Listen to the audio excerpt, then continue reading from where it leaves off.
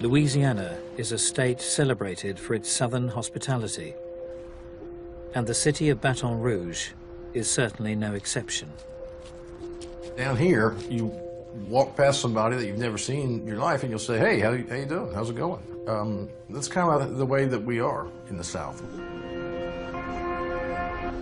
However, a warm welcome does not await in every part of town. The difference between North Baton Rouge and downtown and South Baton Rouge are night and day. North Baton Rouge at that time and even now is a very dangerous place. Women who live high-risk lifestyles walk up and down the streets freely. Drugs flow rampantly throughout that whole area, and murder is a common occurrence.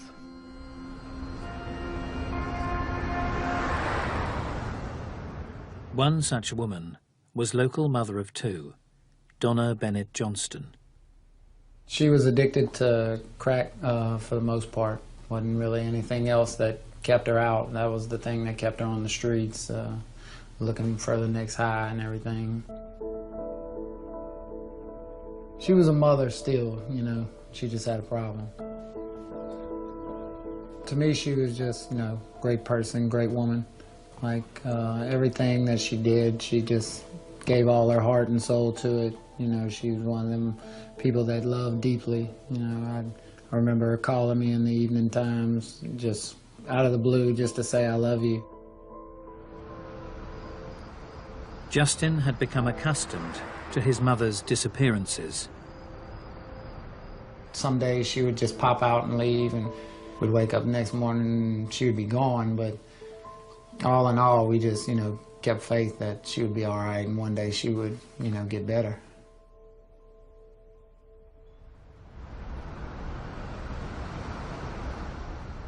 But in 2004, a chilling discovery was made. Two residents were out looking for their lost dog on Ben Hur Road between Nicholson and Burbank this morning when they spotted what looked like the body of a woman lying in the drainage ditch on the south side of the bridge. Cause of death? Strangulation. Well, I think it was a Friday. Me and my little brother, it was probably about 2 o'clock. We had just got to the basketball gym. We were in the middle of a game, playing, and I hear my phone ring. It was my father's ringtone. And I knew something was wrong. That's when he told me they found your mama dead this morning. All the sound in the room disappeared. I mean, there's nothing that compares to hearing those words.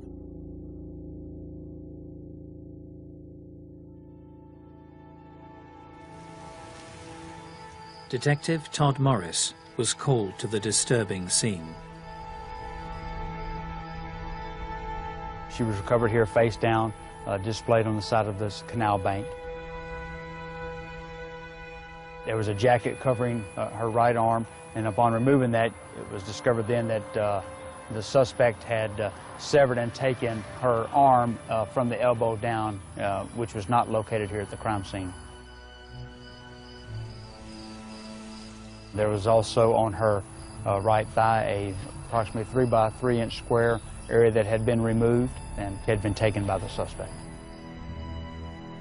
Investigators believe the victim to be the latest work of a serial killer who was snatching women from the streets of North Baton Rouge. It's a city's worst nightmare. It's an investigator's worst nightmare to know that you have a person that's going around doing these type of horrendous acts to innocent female victims, and what he's capable of. This sick individual is preying in our community, preying on innocent females, so you're thinking, okay, when's the next victim going to happen? Yet few would have dared imagine that this sadistic murderer had been claiming victims for a decade.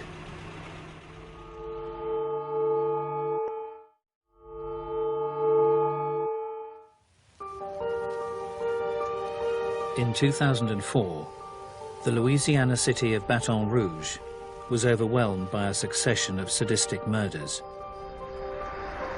Yet this most unusual story had begun 10 years prior, in seemingly insignificant circumstances. In March of 1994, Terry Lemoyne, a Baton Rouge native, would be introduced to a man who would change her life. I was a manager at a convenience store, and I liked working the night shift. One of my best friends comes in one night and tells me, "I've met this person that you just have to meet." And she introduced me to Sean. The feeling I got from him was more like a nerdy little guy, and safe, because he just had the look of someone who had just walked off of a college campus. You know, somebody who would be playing with the neighbor's kids.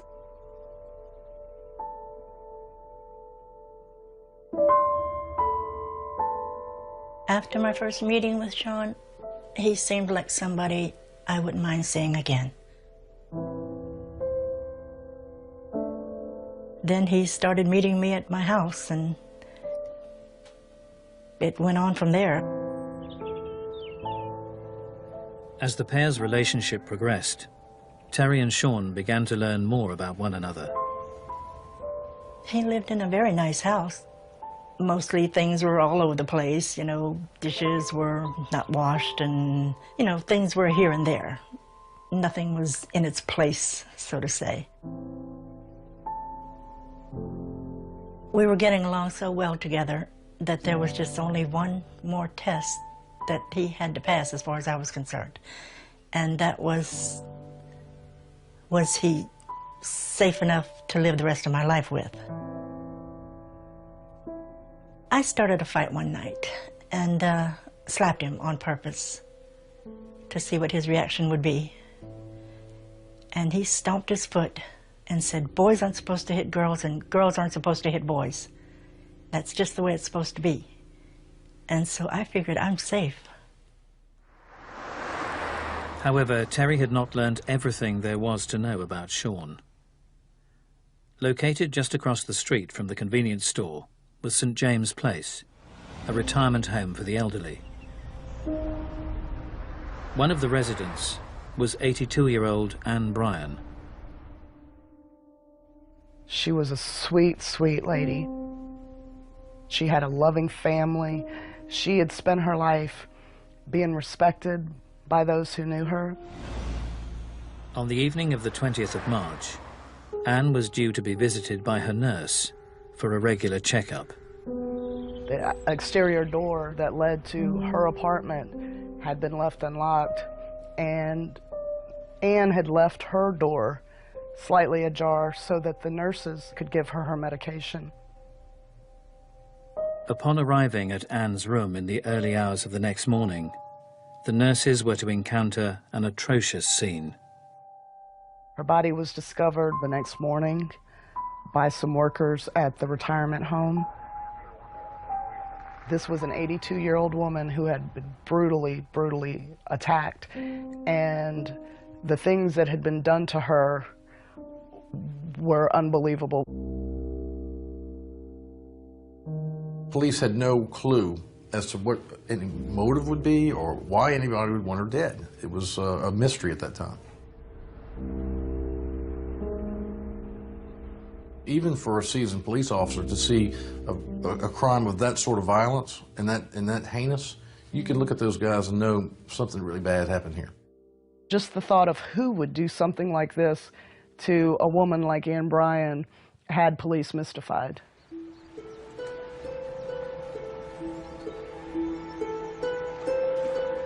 Terry Lemoyne's new love interest, Sean Vincent Gillis, was a man with a troubling family history. His difficulties began with a traumatic incident involving his father Norman and his mother Yvonne. Norman got drunk, and Yvonne came into the house, and Norman had a gun to her young son's head and threatened to kill Yvonne and to kill Sean. Norman was taken away from the family and put into a mental institution. Sean's father was a troubled man. He certainly drank a lot. He experimented with some medication and stuff, and that created a lot of difficulties in his life. At high school, the young Sean would be mentored by his teacher, Robert Bum. I started here in the 70s, and I taught here for 30 years. I met Sean, basically liked him. He wasn't super popular. He probably was a fringe kid a little bit because he didn't play sports and wasn't elected to any offices. But he was a good kid to have in class because he did his work, didn't cause any trouble at all, never. Despite outward appearances, Robert believed that Sean was far from a happy child. Most of the kids that went to that school, their parents showed up for everything, and his parents never came. He absolutely had to take care of himself because I don't remember him ever having anybody at home that he mentioned that was waiting for him. I think, you know, when a kid is kind of has a family like he had, because it brought out a lot of anger and low self-worth. There wasn't any question about it. In meeting Terry Lemoyne later in his life, Sean had finally found someone with whom he could share his insecurities. What they saw in each other was someone who could provide what they each needed. And so they fit very perfectly like that. Yet Sean still had vices that he would try to hide from Terry. Sean was an avid pornography person. I would catch him now and then. That had a pretty big impact on our relationship.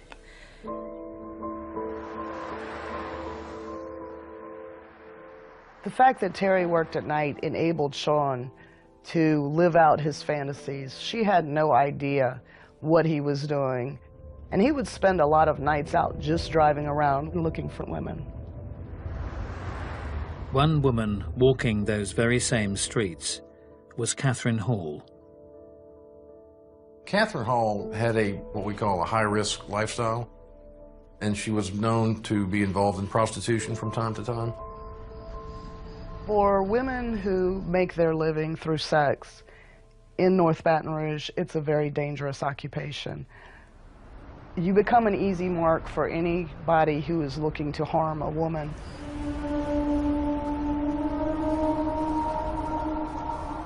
On the night of the 4th of January 1999, the risks associated with Catherine Hall's lifestyle would prove too great to overcome. Miss Hall was found at the end of a dead-end street, and she had a severe post-mortem mutilation of her body. And she was placed under a sign that said dead end. It was obvious to police that this was no typical murder. The number of stab wounds, the viciousness with which she was attacked, all indicated that the person who had done this was full of rage toward women. As investigators began working the case, they were deeply troubled by the circumstances of Catherine Hall's discovery. Her body, was displayed, in a manner which to be found. It wasn't discreetly hidden. And she had, a substantial amount of post-mortem cuttings to her body, as well as ligature marks. The only evidence authorities were able to recover was found across town, but offered little encouragement. The only real clues police had were her jacket and her personal items, but there were no fingerprints found. There were no forensics to indicate at that time who had killed this woman. Detectives were well aware that the signs being left by this killer were ominous. The crime scene would indicate to me that it would not be the person's most likely first homicide, and it probably wouldn't be the last. As authorities began to chase down leads in the Hall case, they soon found themselves at a dead end. We really didn't have developed many leads at all after Catherine Hall. We continued, to try to follow up on that information that we had, trying to backtrack her whereabouts and who she might have come in contact with. Although the investigation was going nowhere fast, fears that the killer might soon strike again were mounting.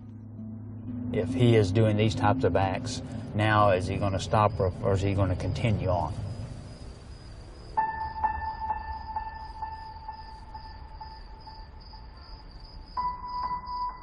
Meanwhile, the cracks that had begun to appear in the relationship between Terry Lemoyne and Sean Vincent Gillis were beginning to widen. He would come home at 5 in the evening, and I would be just going to sleep to go to work at 11 at night, because I worked from 11 to 6 in the morning. So we didn't see each other too much. I would go to bed, and there were times when I would get up and find him gone and ask where he had been, and he couldn't give me an answer. Naturally, you think the worst. I'm thinking, who's the other woman you're going to see? Sean's behavior would continue to arouse suspicion. One morning, when he picked me up, there was a horrible smell in the car, and I asked him what on earth was that odor. And he told me he had hit an animal on the way to picking me up, and there was still blood on the car. And that's what the bad smell was. So I didn't think twice about it, and I said, well, please wash the car. And I got out of the car, came into the house, and went to bed. And he told me he was leaving to go wash the car, and nothing else was ever spoken about it. Sean also began to develop a fascination with computers, exploring the darkest corners of the internet. This is when internet was just beginning, and he was just mesmerized with a computer. What got him interested was his obsession with going to websites that featured the bodies of dead women. He became obsessed with these bodies. He saw them on a daily basis. One time he told me, come see these pictures. He said, this happened in Baton Rouge. And he showed me a write-up about a woman that had been found in a ditch. And that shocked me so much, I just told him, I don't want to see any more. Outside of his online interests, Sean kept a small group of friends with whom he would fall in and out of touch. One such acquaintance was Johnny Mae Williams.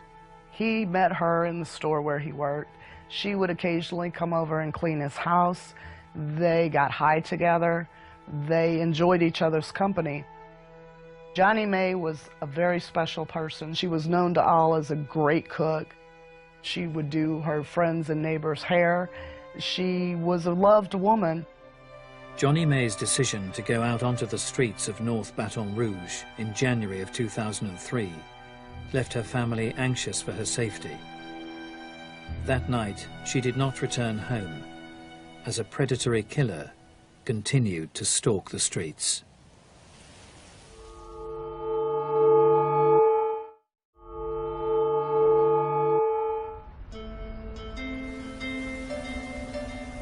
In the 1990s, a killer had begun snatching women from the Louisiana capital of Baton Rouge. In 2003, 45-year-old Johnny Mae Williams had disappeared from the streets. It would be 9 months before the mystery of her whereabouts was answered. I received a phone call. We had another victim in remote Corporal Parish. This was in October of 2003. A young boy who was out riding in the woods near his home, and his dog disappeared, so he went looking for his dog, and instead, this young boy found her body. Upon examining the body, Detective Morris was confronted by a morbid revelation. Her remains were not covered up. She'd been there for some time. There was a jacket on near her right hand and once you got up close and started examining her remains, you can see that both of her hands had been severed and removed at the wrist. The apparent similarities to the Hall case were ominous. The manner of death, which we've identified as a strangulation, ligature marks were identified, and now you're thinking back to your Catherine Hall victim, where the postmortem cutting and some dismemberment took place. The results of the autopsy would identify the body as that of Johnny May Williams.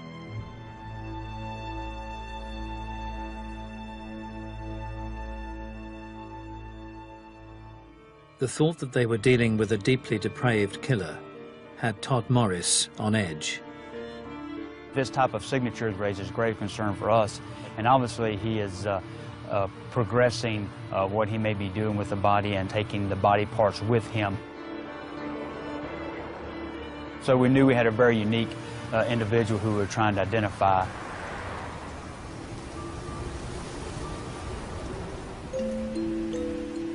Sean Vincent Gillis was a man whose life often strayed beyond the bounds of the ordinary. Well, he certainly had a very close bond with his mother. She was a woman who wound up in a very difficult situation, and she worked very, very hard to try and do everything she could to provide for Sean in a way that was best for Sean. In 1992, Yvonne Gillis would leave town to pursue her career, leaving the house to her now 29-year-old son. At the time, he was very angry that his mother had left him. He felt abandoned, and he really did not have the coping skills to deal with life on his own. Neighbors reported hearing him outside banging on garbage cans in the middle of the night, howling at the moon. So he had a difficult time when she left, but it also presented him an opportunity to do what he wanted. That's when he began to really spend a lot of time on his computer, delving into the darker side of life that fascinated him so much.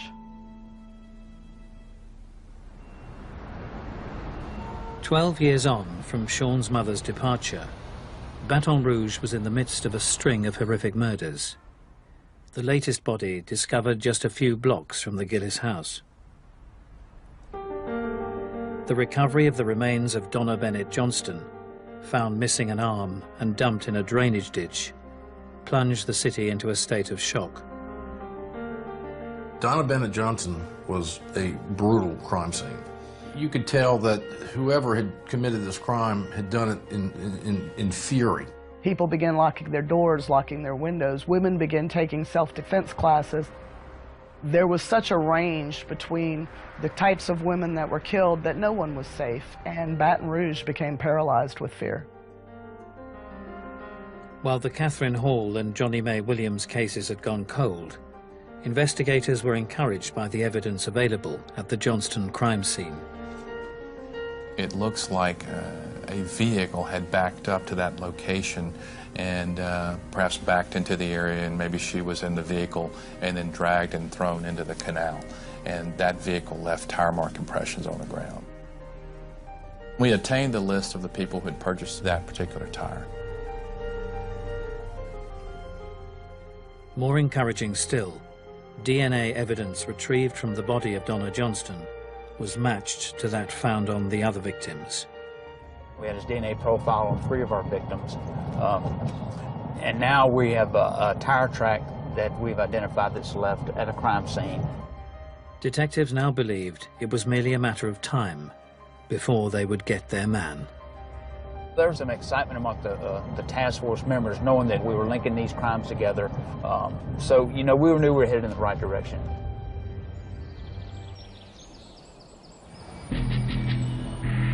As the investigation gathered pace, Agent Jeff Methvin from the FBI began to narrow down a list of potential suspects. The tire mark impression leads were encouraging because we knew that this tire had been at our crime scene, and we knew we had a list of people who had purchased this tire in our area. And the number 1 on there was Mr. Gillis.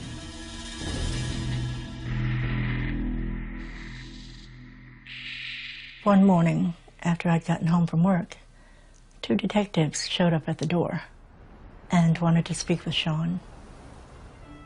And he walked outside with them, which I thought was rather odd. Why couldn't they talk to him in here in front of me? And then he came in and said, they want me to go downtown. And so we walked outside, and we were standing in the driveway walking toward our vehicles, and Sean asked, can I smoke a cigarette before we go? And of course we said sure. He smokes about half of a cigarette, drops on the driveway, places his foot on it to extinguish it, and he said, let's go get this over with. At the Sheriff's Department, Agent Methvin would question Sean Vincent Gillis on his connection to the Donna Bennett Johnston crime scene. Do you know why we're talking? We're talking because you had some tire tracks that possibly came from my car there. And from those tracks, it appears she was unloaded from that vehicle and thrown into that canal. She was not unloaded from my vehicle. After the initial interview and Gillis's denials, detectives were forced to release him while they continued to build their case, having taken a sample of his DNA. He came home and he cooked. We sat down together. He didn't even turn the computer on. And we watched a movie together, and we spent the evening together. And about the end of the evening, I said, okay. I said, what happened? I said, who'd you kill? And he said, nothing. He said, I just wanted to spend the evening with you. Later that same night, authorities finally got the news they'd been waiting for. We received word from the Louisiana State Police Crime Lab that the nuclear DNA profile we had obtained from Gillis actually matched the DNA profile from the Catherine Hall and Donna Bennett Johnston crime scene. The couple's romantic night in was to be interrupted by a visit from the task force. They burst through the door, kicked the doors in every room in the house, threw a smoke bomb in here, and a bunch of police officers came in and arrested Sean. I demanded to know what was going on immediately. And then that's when they said, don't you know, you're living with a serial killer. For Terry, the accusations were impossible to comprehend.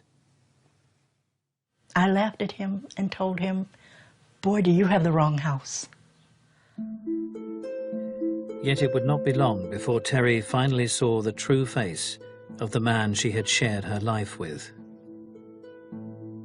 I went downtown to the station, and I looked at him through the little window, and I said, tell me, did you do what they said you did? And Sean was a goofy-looking guy, and he just nodded his head and he said, I'm sorry, honey bunny, but yeah.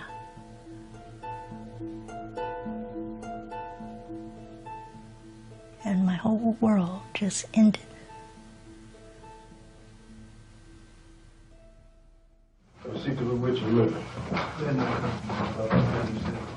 Under questioning, Gillis began to divulge the chilling details of his crimes and offer an insight into his twisted mind. How did this come to be, man? Does the word monster come to mind? The ligature marks found on his victims would also be explained. Donna had some type of, on her neck or something. What was it? Big nylon tie lock. A demonstration? Okay. It's that simple.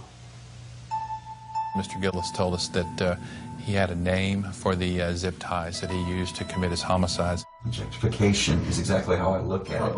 I called my weapon that sometimes, the objectifier, because it would turn them from a woman to the object that I would then deal with. His primary goal was to kill the victim as soon as possible, because it was not the act of killing that he was interested in. I'm talking about manipulating dead bodies. It's an interesting term you used. That's exactly the way I looked at it. And would it surprise you that the control of another being's limbs is a part of it? In almost every case where the sexual murderer engaged in necrophilia, they also had a partner. Necrophilia is basically just another deviant sexual arousal pattern.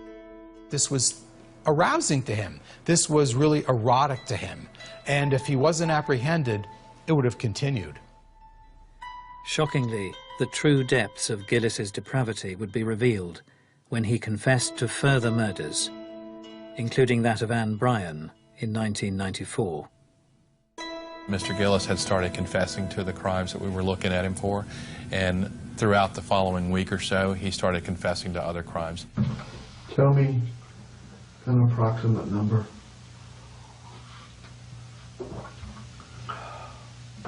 4, 5, 6, 7. It was not surprising to me. I anticipate there would probably be more than what he told us about. I honestly don't count. I don't count coup. I don't. Sean Vincent Gillis would go on to admit to the unsolved slayings of 4 more women, shockingly bringing his total number of victims to 8. Gillis's confession would also explain the truth behind the smell that overwhelmed his car when he collected Terry from work one morning. It wasn't until he was arrested that I found out that one of his victims was in the trunk of the car. That car still sits in my yard. I don't drive, so it still just sits there. I guess that's one of the few times Terry did get to ride with a body in the car, without knowing it. I mean, because she was, woman had just been dead, you know, a few hours earlier. The acts that Gillis confessed to engaging in prior to disposing of her body were more shocking still. She had beautiful legs. It was one thing that I recalled about her. And I wanted to keep those legs. One of the legs, huh? I used a sharp knife to cut. I remember trying to get her arm off as well. The dismemberment, unfortunately, did occur at my house, on my kitchen floor. I don't know how much blood y'all found, but I cleaned and cleaned and cleaned that place. Although Sean Vincent Gillis had finally been apprehended, the question of what might have driven him to such unspeakable violence still loomed large.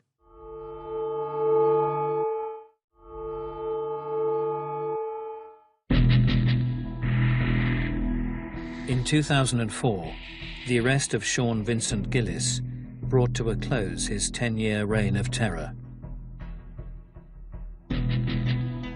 With Gillis having confessed to the murders of 8 women, investigators and associates alike began looking for an insight into the mind of a man capable of the truly monstrous. Defense attorney Kerry Cuccia recalls his client as someone seemingly at odds with himself. There certainly are 2 different Sean Gillises, and 2 different Sean Gillises were revealed through the course of our investigation. I think that's the nature of the great story of Dr. Jekyll and Mr. Hyde. You know, how could the wonderful Dr. Jekyll become the horrendous Mr. Hyde? Terry Lemoyne was forced to reflect on a man she realized she never truly knew. I had somebody that was going to be there, someone safe, someone lovable, and he turned into someone I didn't know. Never think you know everything about anybody. Ever.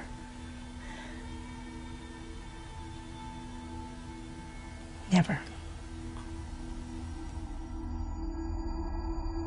The question of what might have compelled Sean Vincent Gillis to commit such crimes was one that fascinated those who searched for an explanation.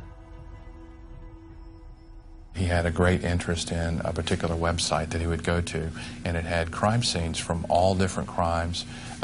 Bodies would be laying there, and the police tape would be up and things like that. So in retrospect, I don't think he was more enjoying it just to do it as he was feeding some type of desire that he had to have his own crime scene. One other thing about Gillis is he photographed a number of his victims, and he did this because he was creating his own pornography. What he would do is take a look at those pictures and use that as a stimulant to fantasize about what had happened. Gillis himself would claim his twisted and violent perversions had been evident for some time. I tried to kill my cousin once to feel her breasts up. How old were you? Oh, we were about 12, 13.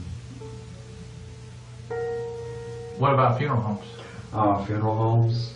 This will go back to the childhood. I spent a lot of time, and my grandmother had a funeral home right across the street. And me and my cousin, I mean, we would do morbid things like sleep in the coffins. A lot of people can't believe that, but we do it. The number of individuals that harbor these very perverse, sadistic fantasies is much, much larger than the small number of people who actually act them out. The individual who acts out and begins a series of murders has harbored these fantasies for 15, 20 years. And unfortunately, once they get away with it with one individual, they become then emboldened. Anyone who has these extreme inclinations typically figures out a way to compartmentalize. Typically, people who are driven by sexual compulsion or there's a sexual element to their murders, that becomes addictive. Yeah, I know right from wrong as well as you do. I know you do. But there are certain times when it fuzzes out. And it's really not that I don't know it anymore. It's like, it doesn't matter anymore. This is my universe. I'm God there. I am God. At the trial, the question of Gillis's mental health was much discussed. There are forms of mental illness that are genetic and can be inherited. And there are indications about Sean's father having a lot of mental health treatment. So I think he would inevitably think about what he's seen in his father and then think about, what have I inherited? What is this why I'm like I am? Ultimately, Sean Vincent Gillis would be convicted of first-degree murder and sentenced to life without the benefit of parole. So was Sean Vincent Gillis simply a man acting out his darkest fantasies? Or was his compulsion to kill hardwired? I don't believe that Sean Gillis was a natural-born killer. I believe that he had some kind of psychosis inherited from his father, and I believe that that combined later in life with the obsession that he developed for the bodies of dead women compelled him to find some of his own. That makes him pretty unique as far as serial killers go. I don't think Gillis was a born killer, but in my view, there's a very strong neurobiological component. He probably doesn't understand why he did it at every level, but he knows very well that he did it because it was sexually stimulating. I don't think you can find any one thing that brought about the events of Sean Gillis's life. I know that through the course of our investigation, we found that he had brain dysfunction that would make it hard for him to resist impulses. Nothing about him indicates he was necessarily born to kill. I think he conditioned himself into becoming a killer, developing a arousal to extreme types of treatment of women that involve violations and death.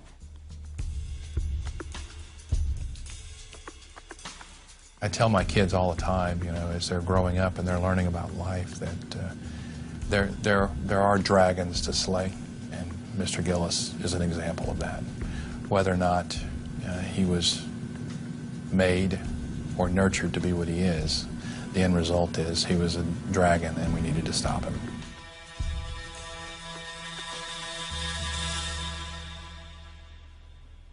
During his interrogation, Gillis would offer his own opinion on the nature or nurture debate.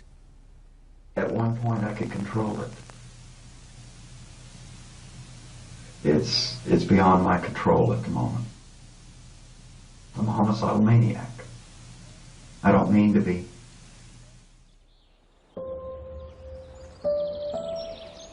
Although Justin Bennett lost his mother in the worst possible circumstances, he has found peace of mind. The way I feel now, I honestly have forgiven what he's done. That's his life, his burden, and I can't let it eat me up inside forever. In spite of the damage done by the years she shared with Sean Vincent Gillis, Terry Lemoyne has rebuilt her life, closing the book on a story far stranger than fiction. Never in my life would I have thought that that geeky-looking person that came to that store that night would turn out to be the person that he turned out to be. But it's a chapter of my life that's given me quite an education.